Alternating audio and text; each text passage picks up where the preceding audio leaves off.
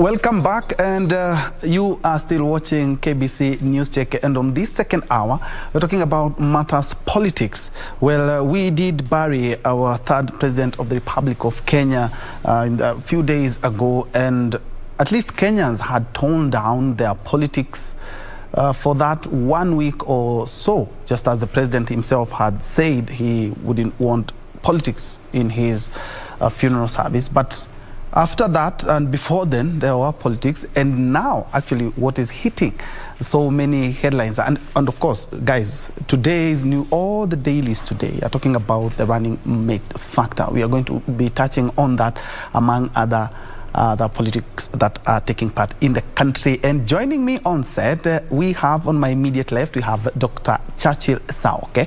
Dr. Churchill is a governance and leadership expert and also a lecturer at the JKU Art. And just next to him, we have Ascon Kamili. Ascon Kamili is an advocate of the High Court and also a governance expert. And they will be helping us figure it out how these things, politics are going. Gentlemen, karibuni. It's always a pleasure having you. Thank you. And beginning with the politics, at least for that 1 week, we were celebrating the lives and times of the former president. We Kenyans, for the first time, I think, we had kept aside all the politics, and we were just after nominations where there were heated political temperatures in the country. Doc, how would you say politics were in the last couple of days? Well, I think that it was important to pay respect to the former president and give him a decent burial, and specifically in doing so, it necessitated that we keep our political differences. You remember, this was at one point a uniting factor for the whole nation. So his exit would equally be a unifying factor. And so it was necessary to keep aside political differences and give him a respectful send-off. And of course, it was seasonal. It was within the season of mourning for purposes of that respect. And as expected, after the burial, people went back to normalcy, the politics of the day, and the issues around the running mate questions. I mean, as expected, are beginning to emerge, and we expect even much more intense. Remember that the political temperatures are getting higher. We already are having faces into who is going to be in the presidential ballot itself. I mean, who are the presidential candidates, and the next issue is who is going to be the next face in the running mates, especially amongst the key contenders. So the political debate is still going to move, and once the faces are already into the running mate candidates, the next thing is now the broil battle of garnering votes to win the August 8th. Yes, and talk about politics and the running mate factor, and I'm quite sure here Ascon will help us greatly, as you are an advocate of the High Court. It is, the law says that you have the 55 now that are cleared by the political parties, but are still to be cleared by IEBC. But if all of them are cleared, we have a ballot paper of 55 candidates. I remember in high school we had paper 1A and paper 1B or something. I don't know, because the 55 names are quite many. But before you answer that, we do remember that today, being the 4th day of May, the Form 1s are joining their secondary schools. Gentlemen, you've been listening to what she has talked about. Very strong words when it comes to talking about its politics. Yeah. And actually addressing the press was the Isiolo women rep, Jardesa, talking about, we know these people, talking about tycoons, they want to, they're displacing people, and very strong words that she has used that could be tantamount to incitement, if you ask me. And as you also start with your opening statement, apologies, it had to be interrupted. Kindly touch on security. When every year, every election cycle, we hear some fracas when it comes to the Northern Corridor. As I was saying earlier, I was very concerned that President Kibaki, a person who has been in politics for over 50 years, was buried with, pinch of politics. Although the right hand of Raila Odinga, expressed that he was finding it very difficult on how to eulogize a person who's been a politician all through without talking about politics. But we understand the nature of our politics. It can get very dirty, and probably that is where the caution came from. Having said that, President Kibaki was a very good leader in Kenya. We know his track record, and we wish him a peaceful rest. Going on to the security question in Mandera and Isiolo, I'm very concerned by the choice of words of the Member of Parliament there.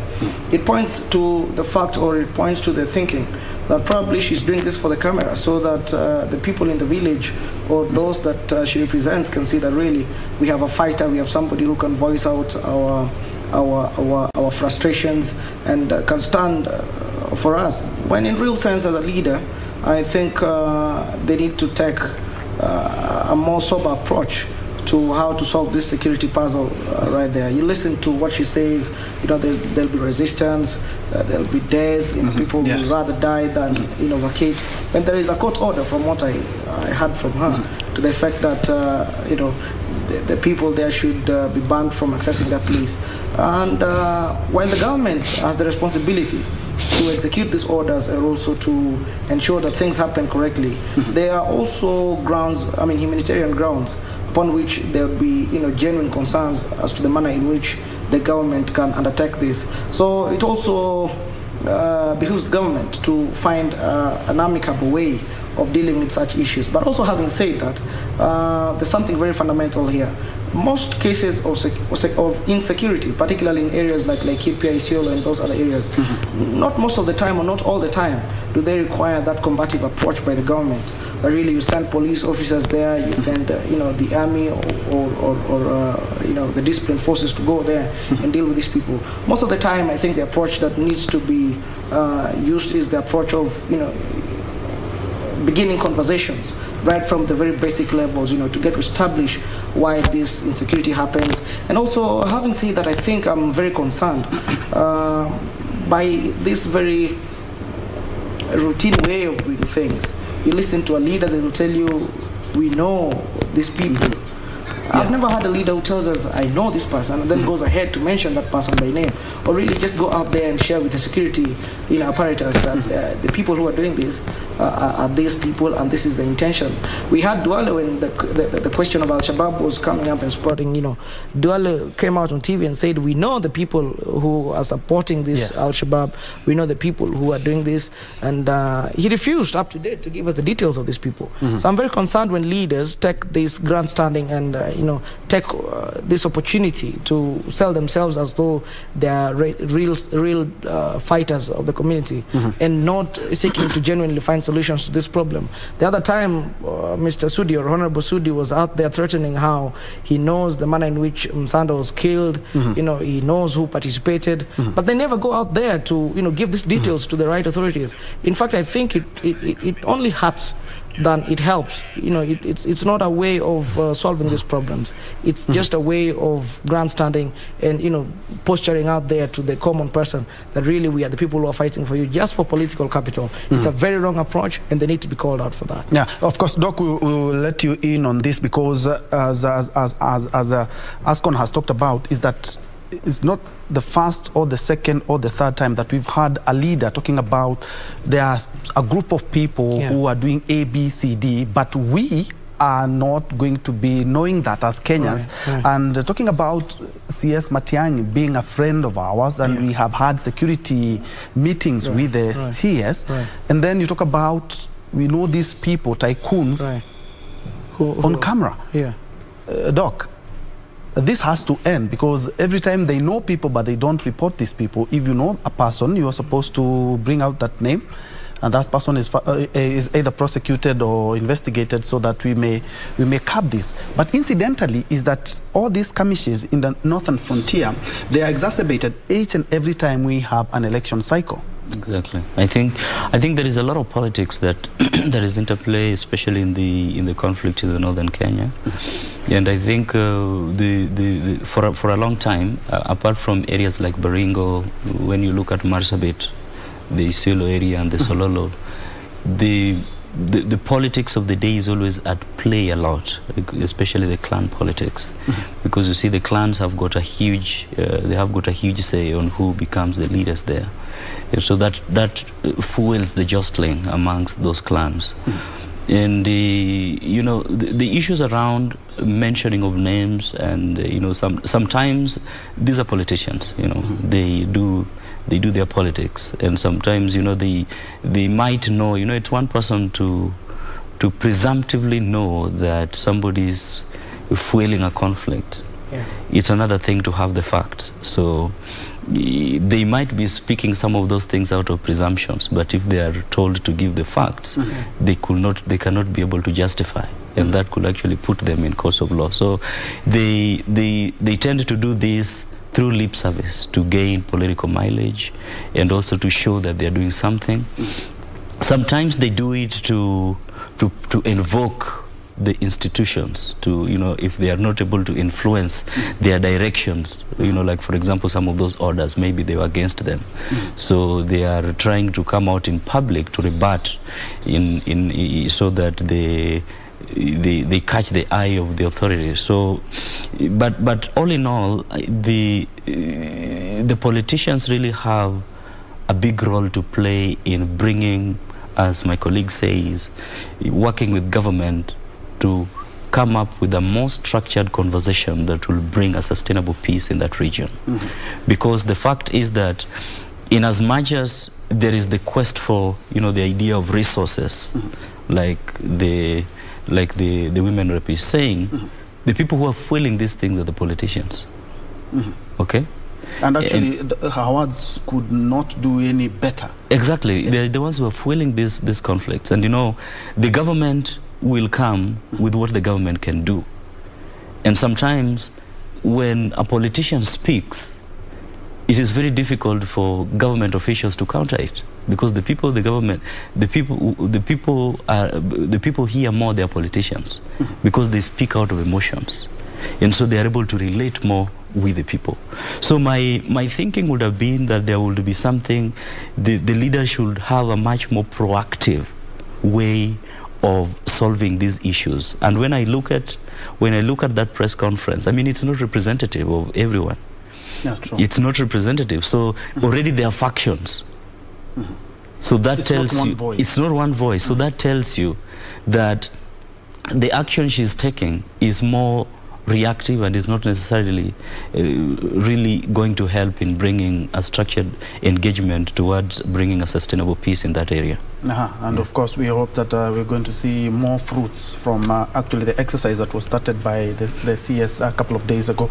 But away from that, let's go back to IEBC. And first of all, the presidential nightmare, because if at all of them are verified by the IEBC. The political parties has cleared them, but if they are cleared by IEBC, it means we have over 50 candidates, 50 symbols, and that could be a nightmare. And other than that, they are supposed to be given a security by the government for the running mates, for the candidates and the running mates. So we are talking about 100.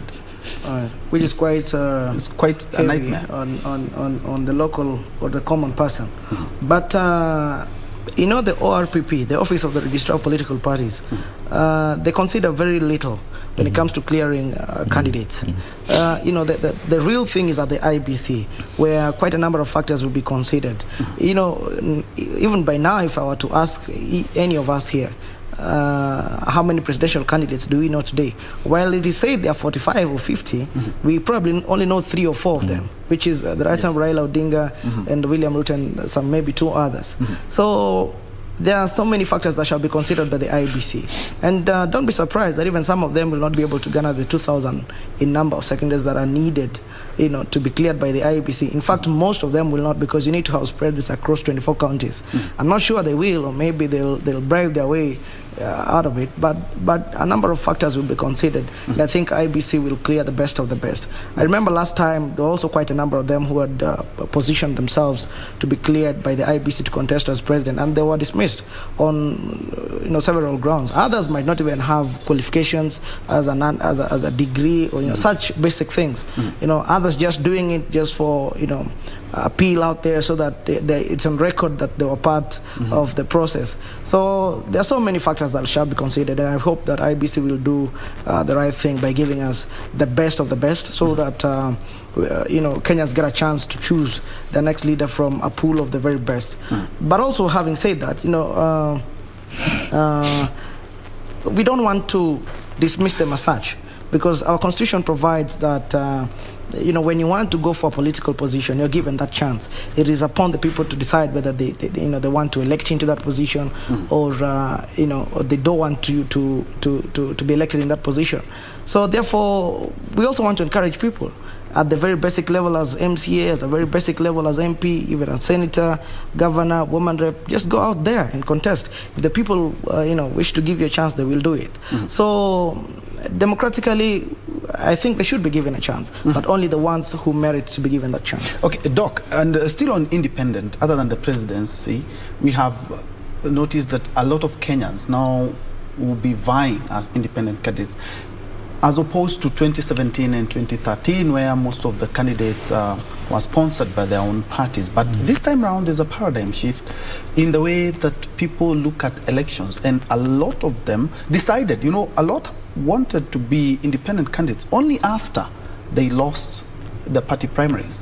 But this time around, the independent candidates, some of them were talking about independent candidates even before the nominations, meaning that they had made up their mind a long time ago. Is this something that we are going to be seeing here in Kenya, and what does it talk about our democracy? I think that our democracy is one that is in progress, and I think this is one of the ways in which we are progressing. Remember that when you talk about democracy, you're talking about the capacity of a society to make their own decisions, and the people have capacity to make their own decisions, especially political decisions, and the institutions are free enough to enable them make that decision. And even if regulations are there, they're regulations that have been established by the people. So in saying that, therefore, when you have more independent candidates, irrespective of the logistical issues that will arise in the electoral process, it is an advantage in the political architecture, because then it shows that people already embracing multiplicity of political voice. People are beginning to accept that, we can be able to have independence of thought. And when you look at even some of the areas that were strongly that certain political parties had very strong grip on, you're already beginning to see people are beginning to rethink. And I think that this will be good in terms of just opening the country and sort of what I would call creating a new political mix within the country, to the extent that political parties no longer form themselves on the basic of ethnic cocoons.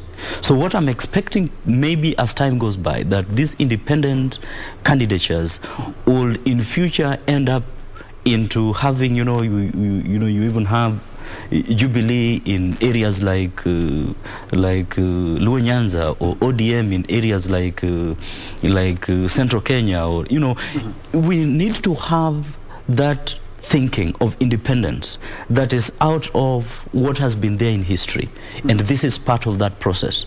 So there are regions in this country that are realizing that, aligning to specific political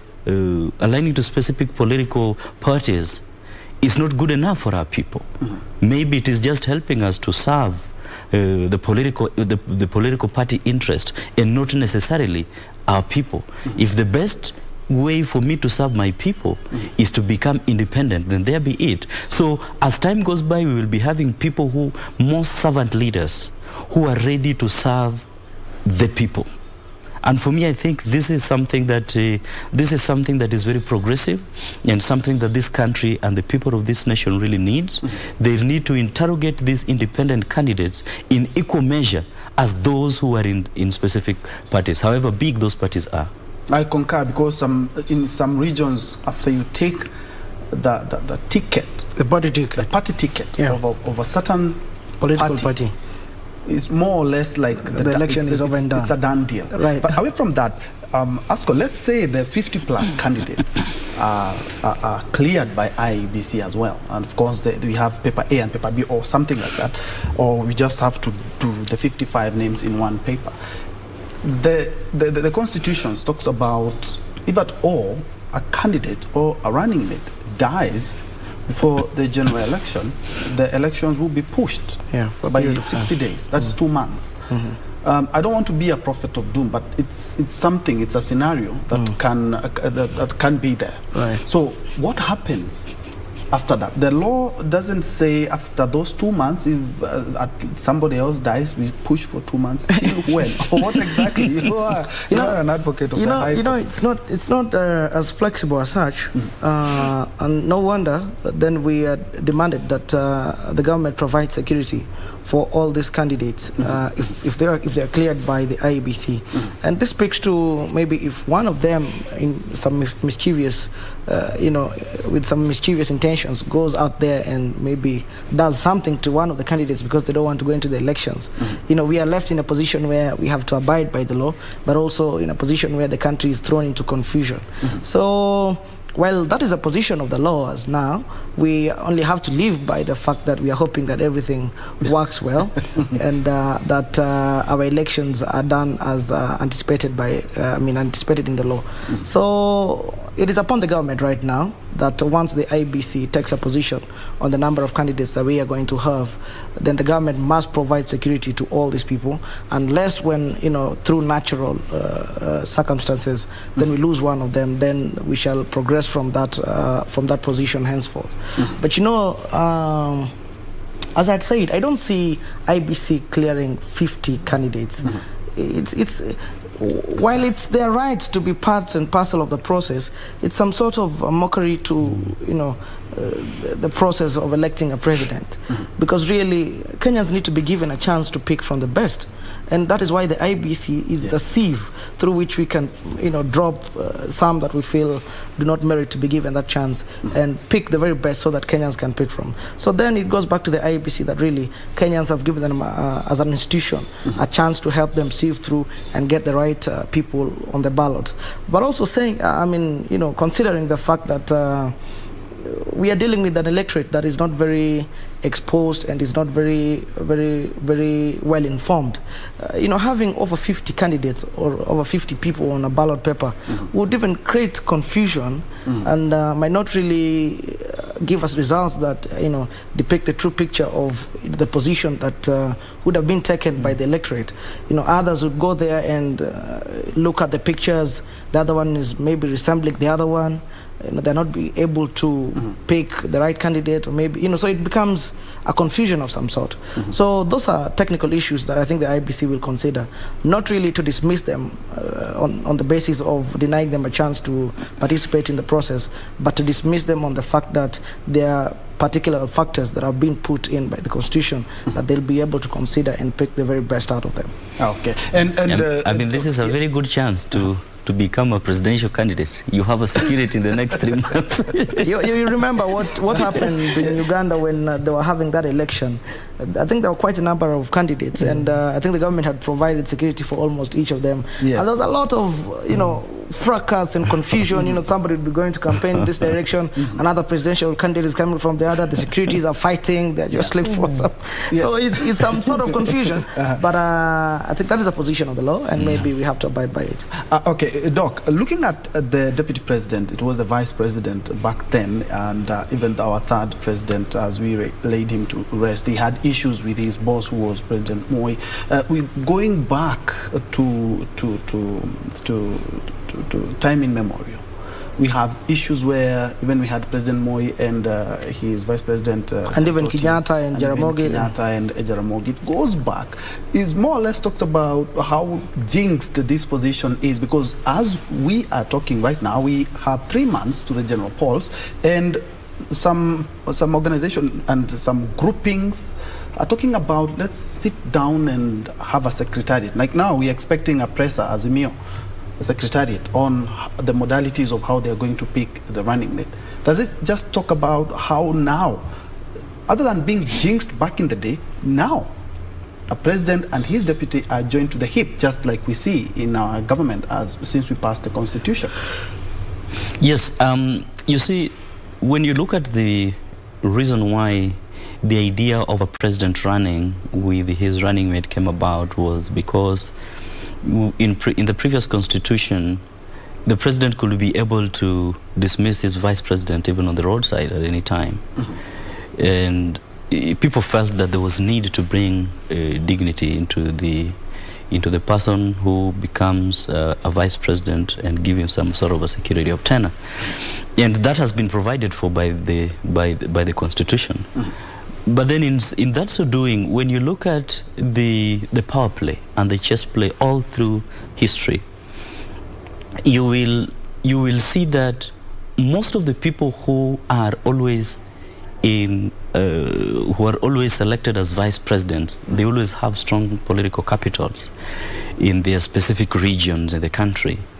And the presidency, where the presidency here at any given time through history, the presidency here means the president, the people around him will always be careful to protect the president and to protect his succession.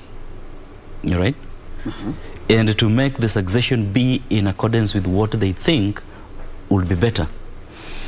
And that succession might never necessarily be on a vice president. So you will always find that there is always that war between the boss and his principal assistant, because you are trying to protect your position and also to safeguard your succession.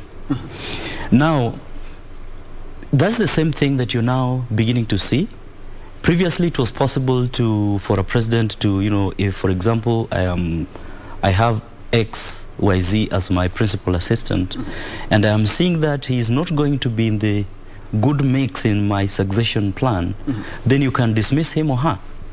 Now, in this case scenario, it is different, where the person you select as a deputy president, you have to stick with him or her until the end of the term. So it is until death do us part, and death doing you part is when the term comes. Ben, yes. Sorry. Yes. Go ahead. You are through. Yeah. So now, Ben, we can't do these things in the same fashion every other time and expect different results. We have seen the manner in which the presidency of Uhuru Kenyatta and William Ruto has been met with serious trouble.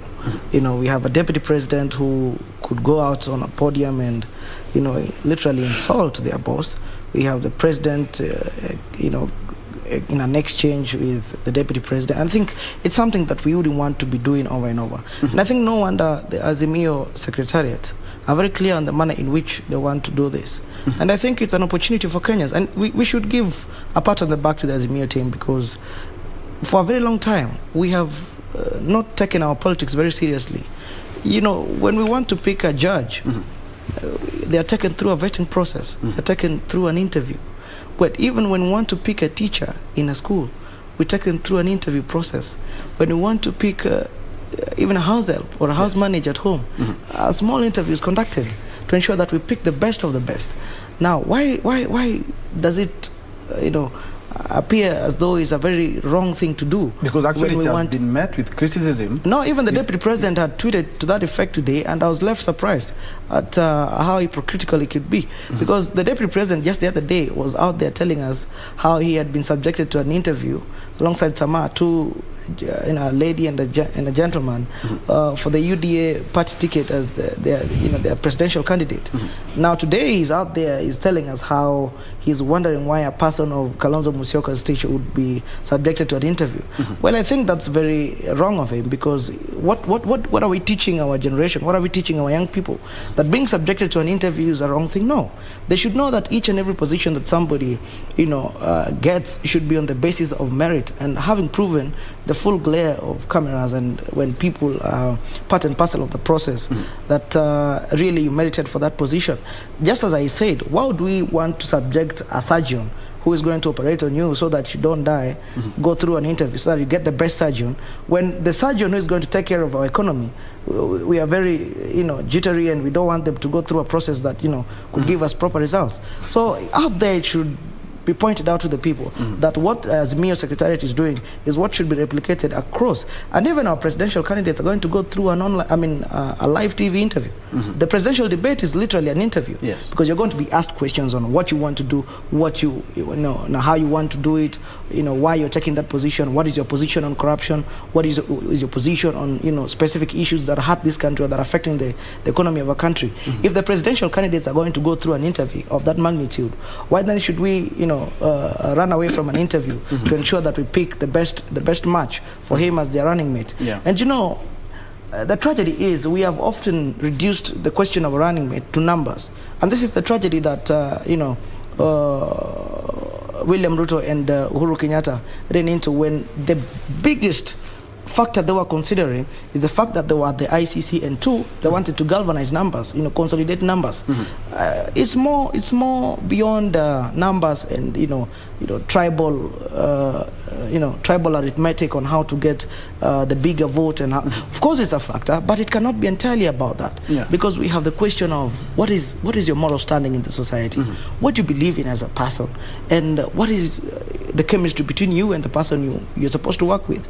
We could have numbers in William Ruto and Raila Odinga, but I don't think William Ruto and Raila Odinga stand for the same thing. I wouldn't want to see a ticket where the Raila Odinga is the president and William Ruto is deputy, because they don't believe in the same thing.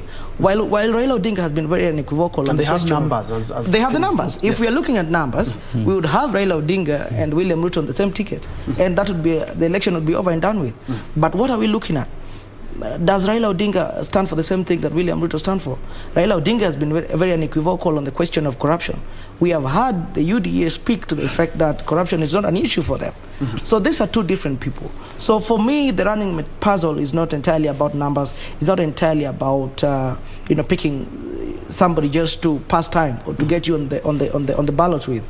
It's about picking the right person who merits to be given that job, picking somebody who has a chemistry with the person they're going to work with, and picking somebody who will be able to be submissive to ensure that they're able to work with their boss, because we only have one president. We don't have two presidents. Yes. So if we are going to work with the president, you must know that the Constitution, clearly defines the roles of a deputy president as to being subordinate to the president. And do you concur with what Wakili is talking about here, Doc? Because we are running into a risk of having a cold government, just like the one we have right now, where we have a lukewarm working relationship between the president and his deputy. We are running a risk of having the same kind of government. Yes, just from where I left, and as I answer your question, the whole question of, you see, when you have a specific term limit for two people who are going to be in a marriage, you, at the beginning, you must get it right. You have to get it right just the same way when you're looking for your wife. Yeah. You have to get it right, because you get it wrong, it is going to affect your politics, it's going to affect the way you implement your manifesto, it might even affect your international stature. So this is the point where all the presidential candidates, and I think it is important for us even to look at this beyond even the Azimio, and even look at all the other, they are called, you said 58 presidential, 55 presidential candidates. This is something that they have to take seriously and look at and get it right from this point. Because if they get it wrong, it's going to be wrong throughout the entire 5 years. We have the same government that we have right exactly. now. And I think that in a more open-minded manner, and I think also Kenyans need to see, the questions about selection of a running mate in democracies, like, for example, where it was drawn in the US, I mean, the parties there would always come up with a panel. Right. They always come up with a panel that vet the various candidates that can be best fit to be presidential running mates. And so I think this is, apart from the fact that it is an international best practice, it is also something that is good in the sense that it teaches our political systems on institutionalization of processes. That our selection processes are not about one-man shows. Because when you look at how, for example, as Wakili has said, the way in which the questions about vetting has become a culture in our country. And because it has become a culture in our country, it is only important and only good for any political institution to institutionalize it in themselves. So that in that case, therefore, we will always believe that, in the minds of people, we are already inculcating in our minds and in our thoughts that you are subject to institutions. Yeah. Right? And that gives you accountability. You are not your own man. You are accountable to institutions. That's the same way the president is accountable to the legislator. You must be accountable to an institution, you yourself, when you are a running mate. And one of the ways in which you make somebody accountable is to take him through a vetting process. And I think that for me, I look at what the Azimio has done. I would most obviously advise all the other, like the Kenya Kwanza and all the other factions to consider doing the same and look at it more broadly, as on a more structured way. Think beyond the numbers. The faction should think beyond the numbers and see that, we want to win election. What do we want to project to our people? Once we are ready, for example, they come here and take Ben Troy Njue as the running mate, even if you do not have political capital, but you are just showing that, Ben Troy Njue has got capacity to become the principal assistant of Kenya. And that is now what you project to the people, and people will elect you on the basis, people don't elect you. We need to make people to understand that, we are not electing you because you are bringing votes for us from somewhere or some part of the country. But we are electing you because you have the stature to become a president or a vice president of Kenya. Wakili, is it because our politics are so, for lack of a better word, so tribal that we have to look at numbers when we are looking for a deputy president? And somebody said we could do it like Saoke had done in 2017, where Saoke was a politician and Igade, being the deputy, was the manager. Perhaps that can cure the issue that we always have to look at. I'm bringing this vote, so I need to be second in command, where your troops are saying, no, our guy has been holding your hand since 2013. Could that be a solution? Well, it is important to acknowledge that democracy is entirely based on numbers, or if not entirely based on numbers, on the bigger part is based on numbers. In fact, an election is only declared on the basis of numbers. However, the Supreme Court in the last election, mentioned a few things about the process and the the fairness in the manner in which an election is conducted. Big time, it's about the numbers. Who wins? How many votes did you get? So I think it's quite a factor that we can't really dismiss as such. We have to, accept the fact that a presidential candidate, while they're looking at other factors, must look keenly into the question of numbers. And unfortunately, our politics is designed around tribes and communities and how to bring them together. The very unfortunate bit, but that is across the world. If you go to the US, there's the question of blacks and whites, there's racism everywhere. There's a way in which just the numbers have to pop up. There's a way in which people politics is designed in every setting. So I don't want to blame our politics for that, but I think I want to talk to the presidential candidate, in the sense that the presidential candidate, given that opportunity to make such decisions, should go beyond the numbers as such. Or it doesn't necessarily mean that when you go for the numbers you get the least qualified. You could go for the numbers and get the most qualified. You could go for the numbers and get the best out of the ones that you have on the table. Like you're talking about Saoke and the Igade question. They couldn't last 3 months. Why? Because while they were looking at the numbers and camouflaged as a manager and a politician of some sort, no, it doesn't work like that. I'm not very happy with the approach Kenyans think to give leadership and governance. We think that leadership and governance is not very important. We could have our Ititu as governor and give him a Dr. Nyoro as the deputy. Well, the buck stops with the governor. It doesn't stop with Dr. Nyoro, his deputy. That's true. The buck stops with Saoke. It doesn't stop with Igathe as his deputy. Therefore, we need to get the best as the governor and give him even a more qualified as their deputy to assist them. So I'm not very warm to the idea that, you know. And then even as I went, there's something that I think we need to understand again. You know, there is a difference between management value and public value. You can be of value management-wise because you see, management is about profit making. Right. But in public and governance, it's about the good of the public, making policies that are of the good of the public. So you can be a good manager in a corporate manager, but not necessarily a public manager. And as he 10 says, seconds. all right, as he says that, I think I'm very happy with Azimio personally, for the very simple fact that today I think Azimio is spoiled for choice. They have the best of the best they could pick from, and it's a challenge to the panel that has been given that responsibility to sieve through and give Kenyans the right person who can give this country value for their time and their vote. All right. And between Azimio and Kenya Kwanza, who do you think have an easier job in selecting the running mate? It's quite a puzzle, but I think William Ruto will get it very difficult because he's been the biggest or the worst example of a deputy president. Right. If he goes for anybody like him, he'll suffer the consequences. Okay, Andy. I think that the first person who is going to bring out the shot will affect the other. All right. That's a good answer. Thank you so much for watching. I've been hosting Dr. Churchill Saoke, who is a governance and leadership expert and also a lecturer at the JKU Art. And we also have a lawyer, Ascon Kamili, who is an advocate of the High Court. We're looking at the deputy, or the running mate factor, and also looking at the politics of the day, which included security or lack of it. Thank you so much for watching. I'm now giving rise to my colleague who will take you through Tamrini and Kurunzi Mashinani first. Thank you so much for watching. My name is Ben Troy Njue, and I think we had Susan Thuku on a sign language interpreter, but now we have a new face. Thank you so much. And of course, let me give the baton to the Swahili desk.